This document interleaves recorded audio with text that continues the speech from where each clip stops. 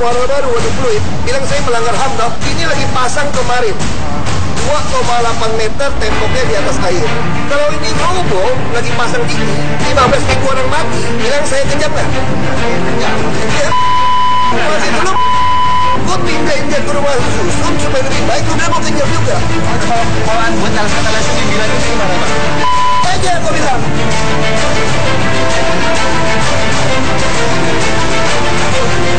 Sosok Ahok yang dikenal lugas dan tanpa kompromi, belakangan menjelma menjadi penyanyi. Ku rasakan sesuatu yang membuatku tak. Berlatar belakang ala gubahan dub smash bergenre parodi, Ahok terlihat santai dan murah senyum sebagai orang nomor 1 di Jakarta yang disegani. Aku baper bawa perasaan, aku baper bawa perasaan, tak bisa ku pungkiri. Aku baper bawa perasaan, aku baper bawa perasaan, tak bisa ku pungkiri. Kebetulan kita nonton film bareng, terus pemainnya nyanyi lagu itu, dia bilang mau nggak bantuin untuk promosi. Ya kita senang ya, anak muda mau maju ya kita bantuin. Sebagai gubernur yang mendukung penuh kreativitas anak bangsa, tak ayal mendapat sambutan baik dari Aron Sahab sebagai penyanyi asli dan empunya lagu. Awalnya sih sebenarnya dari rumah aku udah kepikiran untuk merequest Pak Ahok untuk bikin dub smash lagu Baper. Saat pertama kali aku langsung dikasih tahu bahwa oke, Aaron diundang ke acara pemutaran film Slang Gak Ada Matinya di Balai Kota bareng Bapak Ahok sama Slang. But like aku masih ragu-ragu ya, cause a lot of people tahu Pak Ahok tegas, galak. Pokoknya thank you so much buat Bapak Ahok udah mau dub smash lagu Baper. Aku tahu banget Bapak nggak sekedar cuma ngelakuin dub smash, tapi Bapak ada pesanan di balik itu bahwa Bapak ngedukung anak muda yang berkarya, anak muda yang kasih lagi sesuatu ke Indonesia. Bapak Ahok akhirnya melakukan dub smash itu seperti yang tadi Bapak Ahok bilang, ngebantuin si Aaron, yang Aaron minta sendiri dub smashnya. So thank you so much buat dukungannya. Ku rasakan sesuatu yang membuat. Dalam lagu berjudul Aku Baper yang telah diparodikan ala dub smash itu, Ahok yang tegas dan temperamental ternyata juga memiliki sisi humoris sebagai pemimpin. Ternyata ada sisi lain, sisi humoris dari beliau gitu, yang akhirnya mikir, wah ternyata Pak Ahok tuh gaul ya gitu, terus bisa tahu-tahu baper Pak, bawa perasaan. Ngomong apa sih? Baper apaan sih? Baper, makanan yang dalamnya ayam. Lemper. Baper tuh bawa perasaan. Hanya yang buat di baju-baju. Kamper. Aduh. Seru, kita melihat sisi konyolnya Pak Ahok gitu. Walaupun sebenarnya saya ngeliat orang yang cenderung dinilai temperamen sama orang-orang, pasti kalau konyol ya sama ekspresifnya gitu. Jadi ketebak, tapi seru akhirnya bisa ngelihat sedikit kekonyolan lah. Jadi keep it up Pak Ahok. Berarti menurut aku pemimpin kita up to date gitu sama hal-hal yang seperti itu. Yang penting kan nggak mempengaruhi pekerjaannya, nggak mempengaruhi kinerja, nggak mempengaruhi waktu bekerjanya gitu. Maksudnya ya Pak Ahok kan juga manusia. Pemimpin yang tegas bukan berarti tak bisa bercanda. Hal itu pun dibuktikan Ahok yang belakangan menuai simpati masyarakat melalui lagu dub smash singkatnya. Maksudnya lihat gubernur Pak Ahok kan, setahu kita di masyarakat, pandangan masyarakat kan dia memang galak gitu kan, memang dia punya pendirian tuh yang punya prinsipnya yang udah AA gitu. Tapi kalau misalkan mendukung untuk ini ya kita senang sekali, karena sebagai artis, sebagai seniman, apalagi dia sampai membuat video untuk dub smash di kalangan sekarang ya good deh gitu, bagus banget, keren. Siapa tahu kita bisa kolaborasi Pak. Yo. Ya siapa tahu nanti bisa kolaborasi Pak. Bikin apa tadi namanya? Dub smash. Nah, dub smash. Kita bikin sesuatu yang beda Pak. Semangat Pak. Jadi kalau misalnya pun banyak pikiran, pekerjaan menumpuk, Bapak bikin Dubs Smash aja. Soalnya lucu, itu pasti viewersnya banyak yang nonton. Marah-marah, malam ini kita tantang untuk bikin orang ketawa. Sebetulnya itu Pak Ahok akan stand up komedi. Tepuk tangan dulu dong untuk Pak Ahok. inilah nasib yang namanya Basuki. Ya. Basuki itu nggak pernah jadi penyanyi, pasti pelawak. Udah nasib. Saya kenapa pakai batik kayak pejabat? Saya masalah tuh saya suka lupa saya itu pejabat. Jadi sebetulnya saya ini orang yang sopan, tau nggak? Cuma karena kesopanan seorang pejabat tuh beda dengan kesopanan lagi di nongkrong di warung kopi. Saya betul-betul lupa. Saya ingat banget waktu itu banjir tahun 2013 awal, Pak Jokowi suruh saya beresin tuh waduk Pluit tuh, karena tuh inti dari Jakarta nih, tengah nih. Pokoknya beresin waduk Pluit, jangan sampai damnya jebol. Kalau jebol bisa meninggal. Oke Pak, siap Pak.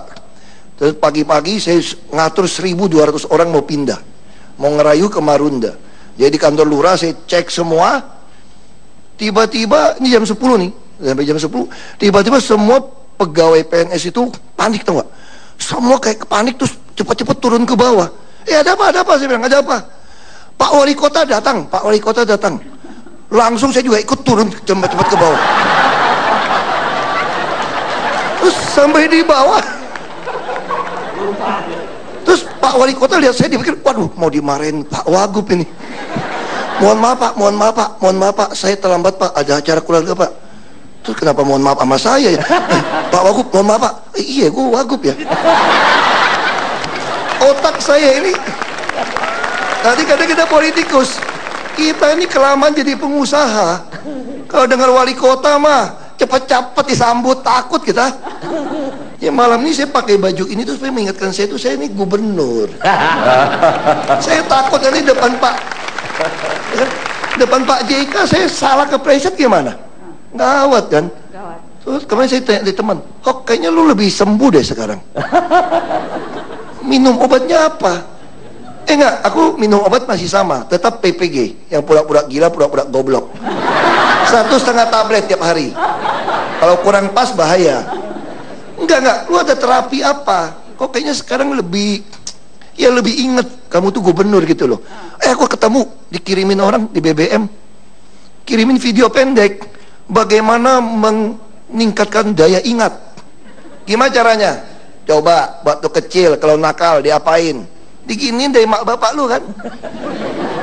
Jadi aku diajarin terapi, tiap hari pegang begini, turun naik supaya ingat, eling bahwa lu tuh pejabat. Hok, lu jangan macam-macamnya masih gini terus naik terus. Nah makanya terapi ini lumayan loh ternyata loh. Saya jadi sekarang lebih gampang ingat dan gak gampang marah-marah sekarang. Contoh terakhir, saya kasih bukti. Saya itu suka Sabtu Minggu tuh belusukan. Kalau belusukan tiap hari nggak tahan. Kalau Pak Jokowi kan udah agak hitam, kalau gua repot. Ya kan? Saya bilang, Pak, permintaan Pak Jokowi pertanyaannya, kalau saya udah dilantik, kan beliau masih di kantor kan? Kalau saya udah dilantik, kira-kira belusukan nggak nih Pak Gubernur ini? Saya bilang, enggak deh Pak, Bapak kan udah lebih hitam Pak, saya nggak putih. Terus caranya gimana? Gampang Pak, kita bikin belusukan. Saya pasangin CCTV yang bisa lihat plat nomor.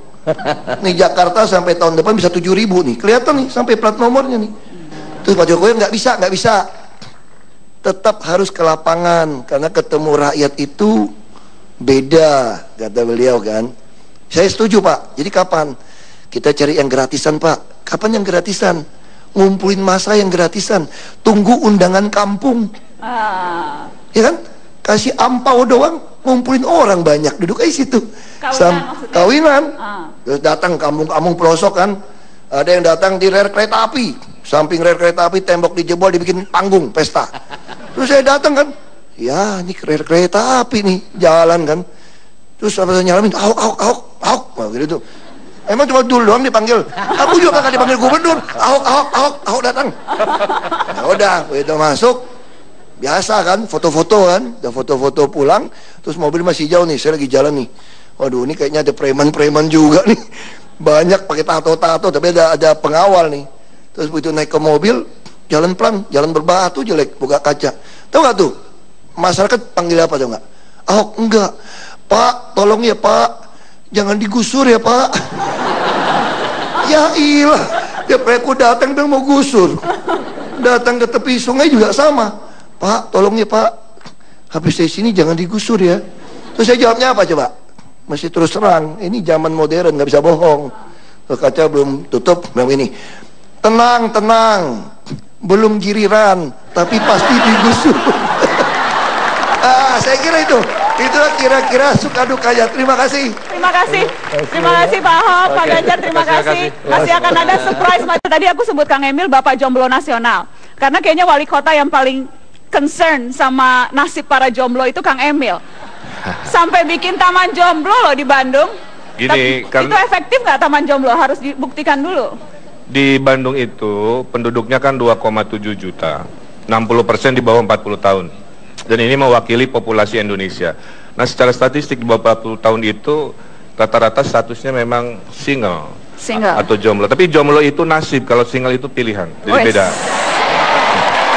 Sangat memahami tampaknya. Jadi kalau diejek orang bilangnya saya bukan jomblo, saya single. Nah, single, gitu. beda ya, opsi. Tapi saya mau tahu dong komunikasi kalau lewat apa namanya stand up komedi ya. Stand up komedi dong. Di situ dong. Berarti nyaingan Pak Ahok ya? 3 menit. Ini ngomong-ngomong saingan emang mau maju pilkada DKI? Semua indah pada waktunya. Assalamualaikum warahmatullahi wabarakatuh. Nama saya Ridwan Kamil. Saya wali kota dari sebuah negeri yang bahagia. Indeks kebahagiaan kota Bandung itu sekarang 70, Pak. Itu artinya warga Bandung adalah warga yang paling bahagia di Indonesia. Kotanya sangat romantis, tiap gerimis otomatis romantis, mojangnya garilis, sampai ada puisi yang mengatakan Bandung diciptakan saat Tuhan sedang tersenyum. Terus ada yang nanya, Pak, kalau Tuhannya agak marahan, kalau Tuhan agak marahan menciptakan Jakarta. Maaf Pak Ahok ya. Tapi kalau Tuhannya agak cuek, kalau Tuhan lagi cuek menciptakan Banten dicuekin. Nah, Soekarno itu di Hari Pahlawan Bandung memberikan jama jalan kepada pendiri Republik Indonesia, Dr. Insinyur Soekarno. Soekarno itu saking jatuh cinta dengan Bandung, beliau punya puisi juga. Ke Bandunglah aku kembali kepada cintaku yang sesungguhnya. Tapi kalau saya lain, ke Bandunglah aku kembali kepada mantan-mantanku yang sesungguhnya. Nah, di Bandung ini, Pak, tahun ini kami sedang mencoba meraih Piala Kebersihan Adipura yang 18 tahun tidak mampir di kota Bandung. Supaya nyambung dengan masyarakat, saya bikin poster. Buanglah sampah pada tempatnya, buanglah mantan pada temannya, gitu. Nah, hati-hati buat yang adik-adik ya. Ini kan lagi musim reuni, ya, lagi musim reuni. Saya baca-baca di ensiklopedia, arti mantan itu alumni hati. Gitu. Karena alumni hati berbahaya karena suka ngajak reuni, gitu. Nah, ada di Bandung juga kita menggunakan kalimat-kalimat tadi untuk mengajak masyarakat berubah. Ada sebuah puisi di dinding ditulis, berakit-rakit ke hulu, berenang-renang kemudian. Mantanmu sudah ke penghulu, kenapa kamu masih sendirian? Gitu.